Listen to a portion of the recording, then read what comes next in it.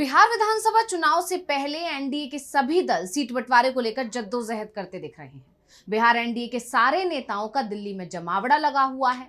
JP Nadda के घर पर बिहार कोर ग्रुप की बैठक बुलाई गई है, जिसके लिए जीतन राम मांझी, उपेंद्र कुशवाहा सभी दिल्ली पहुंच चुके हैं। चिराग पासवान तो पहले से ही दिल्ली में मौजूद हैं और दिल्ली में बढ़ी इस सियासी हलचल को देखकर कहा जा सकता है कि एनडीए में खींचतान जारी है। तो इस स्पेशल रिपोर्ट में हम यही जानेंगे कि आखिर एनडीए के सभी नेता दिल्ली क्यों पहुंचे हैं। क्या धर्मेंद्र प्रधान सहयोगियों को संभाल नहीं पा रहे हैं? तो आखिर कैसे तारीखों की घोषणा होते ही बिखर गया है एनडीए? इस सब पर भी करेंगे चर्चा। नमस्कार, मैं हूं अंशिता। बीजेपी आलाकमान को बिहार एनडीए में मची खींचतान का तो अंदाजा था। यही वजह थी कि मोदी और शाह लगातार बिहार दौरे पर जा रहे थे, लगातार वहां रैलियां की जा रही थी। कोशिश ये थी कि पहले सिर्फ मोदी के चेहरे पर ही चुनाव लड़ लिया जाए, लेकिन इसका कोई असर नहीं हुआ और उन्हें सपने में भी उम्मीद नहीं रही होगी कि तारीखों का ऐलान होते ही एनडीए के अंदर इस कदर घमासान मच जाएगा। और अब जिस तरह से गठबंधन बिखरा हुआ दिख रहा है, सहयोगी अब बीजेपी आलाकमान पर दबाव बढ़ा रहे हैं, सीटों को लेकर अपना रुख साफ कर रहे हैं, उसे देखकर लग रहा है कि बात अब बहुत बिगड़ चुकी है, या कहें कि बात हाथ से ही निकल चुकी है। क्योंकि पटना से लेकर दिल्ली तक बैठकों का दौर जारी है। तारीखों के ऐलान के अगले दिन से धर्मेंद्र प्रधान बैठकें कर रहे हैं, कभी जेडीयू के नेताओं से मिलते हैं तो कभी जीतन राम मांझी से मुलाकात करते हैं। हालांकि जीतन राम मांझी से जब वो मिलने पहुंचे तो तुरंत जीतन राम मांझी वहां से निकल गए और कहा कि अब सीधा दिल्ली जाकर ही बात होगी। और यानी साफ हो गया कि सारी बैठकें जो धर्मेंद्र प्रधान ने बिहार में की वो बेनतीजा रही। और बड़ी बात तो ये रही कि चिराग पासवान, जो कि मोदी का हनुमान कहते हैं खुद को, उन्होंने तो धर्मेंद्र प्रधान से मिलने तक से ही मना कर दिया था, फोन कॉल्स नहीं उठा रहे थे।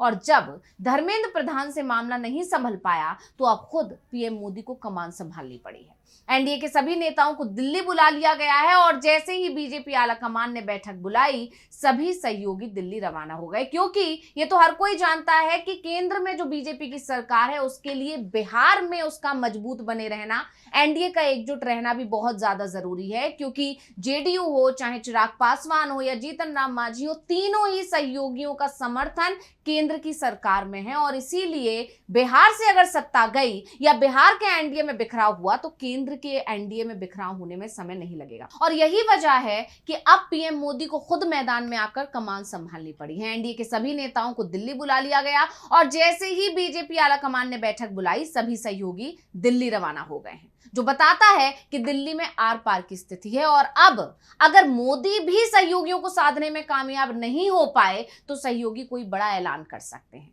लेकिन जिस तरह सहयोगियों ने अपना दो टूक जवाब दे दिया है, वो अपनी मांगों पर अड़े हुए हैं, उससे साफ है कि बिहार एनडीए हिचकोले खा रहा है और कभी भी डूब सकता है। हालांकि बीजेपी नेताओं की तरफ से बार बार यही कहा जा रहा है कि सब कुछ तय हो चुका है, एनडीए में कोई फूट नहीं है, ये सारी अफवाहें हैं, सिर्फ खबरें हैं और जल्दी ही सीटों का ऐलान हो जाएगा। तो फिर सबसे बड़ा सवाल तो यही है कि जब सब कुछ फाइनल हो चुका है, सीटों को लेकर कोई पेच नहीं फंसा हुआ है, तो फिर दिल्ली में नड्डा के घर बैठक क्यों बुलाई गई है? क्यों पहले पटना में इतनी बैठकें हुई और अब क्यों दिल्ली में इतनी बैठकें बुलाई जा रही हैं? क्यों सहयोगियों को साधने में लगातार बीजेपी आलाकमान लगा हुआ है? क्यों पीएम मोदी को कमान संभालनी पड़ी है? क्यों अमित शाह को कमान संभालनी पड़ी है? क्यों धर्मेंद्र प्रधान और जेपी नड्डा सहयोगियों को साधने में नाकामयाब रहे? ये सवाल इसलिए भी उठ रहे हैं क्योंकि आप सभी जानते हैं बिहार विधानसभा चुनाव के लिए नामांकन की प्रक्रिया शुरू हो गई है, लेकिन अभी भी एनडीए में सीट बंटवारे को लेकर पेच फंसा हुआ है। सीट बंटवारे की घोषणा नहीं की गई है। बीजेपी कह रही है कि सब ठीक है, लेकिन सहयोगियों के बयान तो कुछ और ही बता रहे हैं। एलजेपीआर हो या हम या फिर आरएलएम ही क्यों ना हो, सभी उखड़े उखड़े नजर आ रहे हैं। क्योंकि अभी हाल ही में एनडीए में शामिल राष्ट्रीय लोक मोर्चा के प्रमुख उपेंद्र कुशवाहा का भी एक सोशल मीडिया पर पोस्ट सामने आया है, जिसमें उन्होंने इशारों में बता दिया कि एनडीए में सीट बंटवारे को लेकर पेच फंसा हुआ है।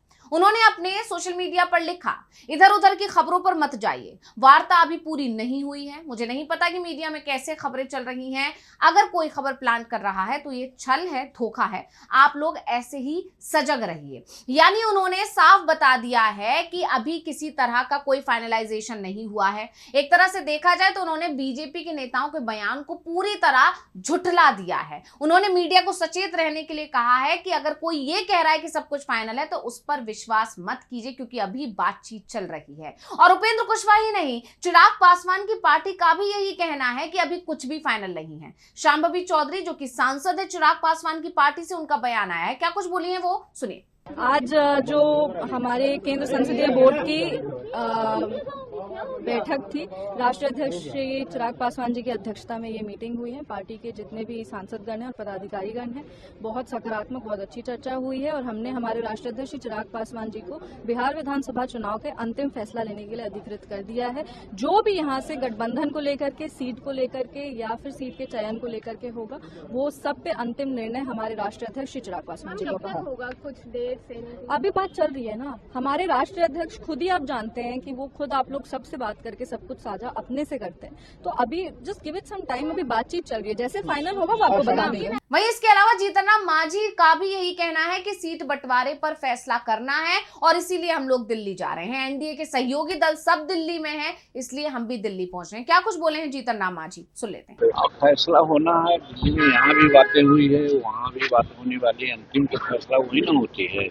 तो हम एनडीए के पार्टनर हैं, एनडीए के नेता लोग तो दिल्ली में ही बैठे हैं, हमारे सभी लोग गए भी हैं, हम भी पीछे से जा रहे हैं। अब यहाँ गौर करने वाली बात यह है कि सभी सहयोगियों का एक सुर में कहना है कि बात अभी फाइनल नहीं हुई है, सीट बंटवारों पर पेच फंसा हुआ है। किसी भी तरह की खबर जो ये कह रही है कि सब कुछ फाइनल है, एनडीए के अंदर सब कुछ ठीक चल रहा है, उस पर भरोसा नहीं करना है। लेकिन इसके उलट सम्राट चौधरी हो या बीजेपी के दूसरे नेता हो, उनका यह कहना है कि सब कुछ फाइनल हो चुका है, सिर्फ सीटों का ऐलान होना है जो जल्द ही हो जाएगा।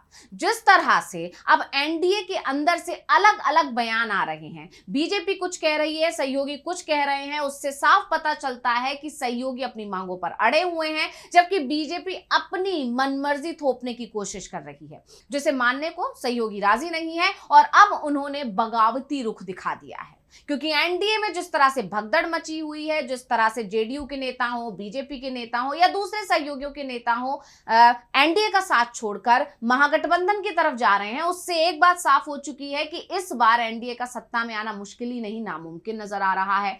तमाम सर्वे रिपोर्ट्स भी यही कह रहे हैं कि इस बार एनडीए की हालत खस्ता है। खासकर बिहार में जो वोटर अधिकार यात्रा निकाली गई, उसने पूरा हवा ही बदल दी है और यही वजह है कि सहयोगी अब अपने अपने दबदबे को कायम करने के लिए, उसे कायम रखने के लिए लड़ रहे हैं। ज्यादा से ज्यादा सीट अपने खेमे में लाना चाहते हैं, जिससे अगर एनडीए की सरकार ना बने बिहार में, तो भी कम से कम इन पार्टियों का दबदबा क्षेत्रीय स्तर पर कायम रहे। और इसीलिए कहा जा रहा है कि ये लोग अब अपने लिए लड़ रहे हैं, ना कि सरकार बनाने के लिए। तो स्पेशल रिपोर्ट आपको कैसी लगी हमें कमेंट करके अपनी राय जरूर दीजिएगा। इसी के साथ मुझे दीजिए इजाजत। देखते रहिए डीवी लाइव। नमस्कार।